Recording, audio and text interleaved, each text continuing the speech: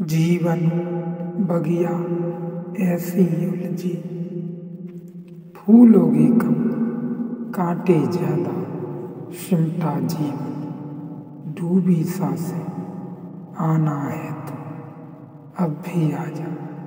यदि आपने अभी तक अंतिम अध्याय नहीं देखा है तो कृपया करके अंतिम अध्याय देखें, उसके बाद ही इस अध्याय में प्रवेश करें। सत्य कभी मरता नहीं, सत्य सदा हुआ रहता है। कभी छिप जाता है, कभी निकलता है, लेकिन सत्य मरता कभी नहीं। स्वप्न की ये खूबी है कि जब वह होता है तो वास्तविक मालूम होता है, वास्तविक प्रतीत होता है। रंच मात्र भी शक पैदा नहीं होता, जरा सा भी संदेह नहीं उठता।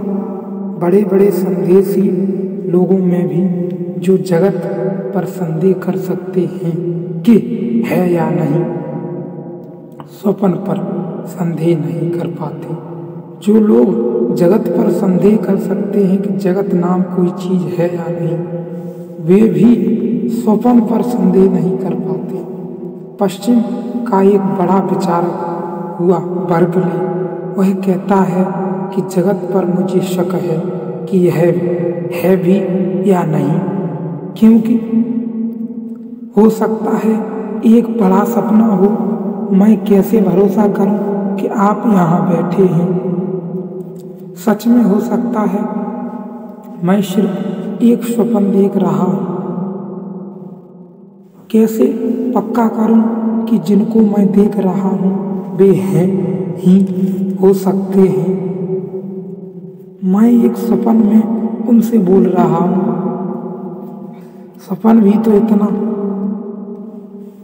ही वास्तविक होता है जितने आप यहाँ वास्तविक हैं। तो बर्कले कहता है, क्या भरोसा, क्या पक्का कि आप हैं? स्वप्न को भी हम इसीलिए स्वप्न कहते हैं कि सुबह टूट जाता है, लेकिन जिसे हम जागरण कह रहे हैं यह भी तो सांझ टूट जाता है। सुबह स्वप्न से जागते हैं तो पता चलता है झूठ था, खो गया, गायब हो गया।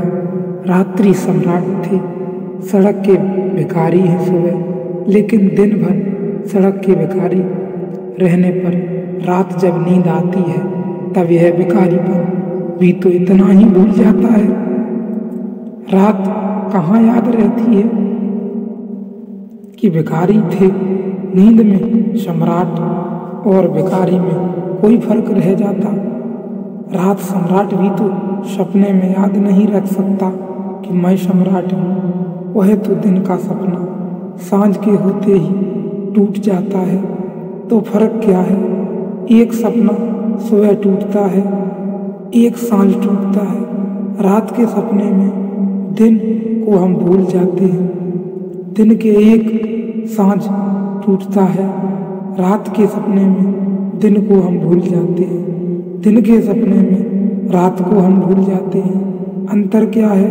तो बर्कले कहता है, मैं कैसे भरोसा करूं कि मेरे बाहर कोई अस्तित्व है? यह बड़े मजे की बात है। कैसे भरोसा करूं कि मेरे बाहर कोई अस्तित्व है? यह तो लेकिन बर्कले भी सपने में यह याद नहीं रख पाता है कि जो वह कहीं संदिग्ध तो नहीं। जगत में संदेह संभव है, सोने में संदेह भी संभव नहीं। बड़े से बड़ा नास्तिक भी सपने में संदेह नहीं कर पाता। सपने की माया बड़ी अद्भुत है, जागने की भी इतनी प्रभाव नहीं मालूम होगा। जागना भी कम प्रभावी मालूम पड़ता है, क्योंकि हम संदेह कर सकते हैं। हम कह सकते हैं कि पता नहीं जो दिखाई पड़ता है वह है भी या नहीं है।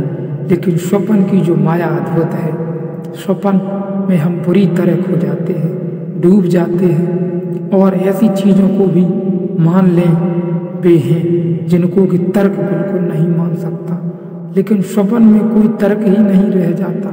अगर तर्क रह जाए तो संदेह भी रह जाए। स्वप्न में आप देखते हैं कि मित्र खड़ा खड़ा सामने अचानक घोड़ा हो जाता है और इतना भी शक नहीं आता कि यह कैसे हो सकता है। स्वप्न में कभी शक नहीं आता। स्वप्न बड़ा आस्थावान है। स्वप्न की आस्था परम है। परम श्रद्धालु भी जीवन में इतने श्रद्धालु नहीं होते जितने परम नास्तिक भी स्वप्न में श्रद्धालु हो जाते हैं। इस पर भी शक पैदा नहीं होता कि सामने खड़ा खड़ा मित्र क्षण में अचानक बूढ़ा हो गया, और इतना भी मन में नहीं आता कि यह कैसे हो सकता है।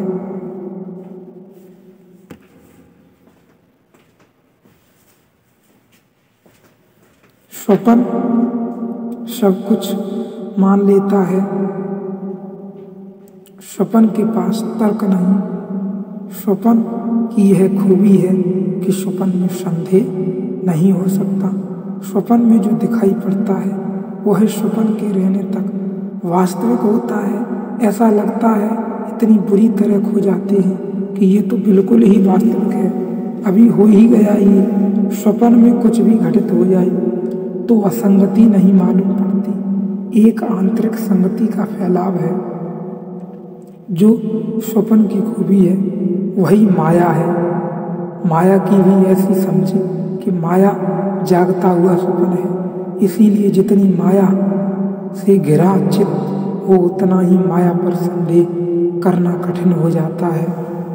माया पर संदेह नहीं आता और माया बिल्कुल वास्तविक मालूम पड़ती है।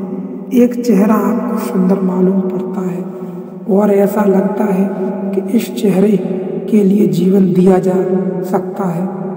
मजनू को लैला जैसी दिखाई पड़ती है, वैसी किसी को भी दिखाई नहीं पड़ती। सारा गांव मजनू की पीड़ा से पीड़ित था।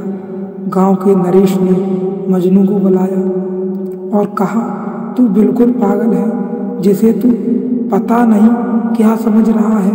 साधारण सी, बहुत साधारण सी लड़की है, उसके लिए दीवाना क्यों? और तुझ पर मुझे दया आ रही है क्योंकि गांव में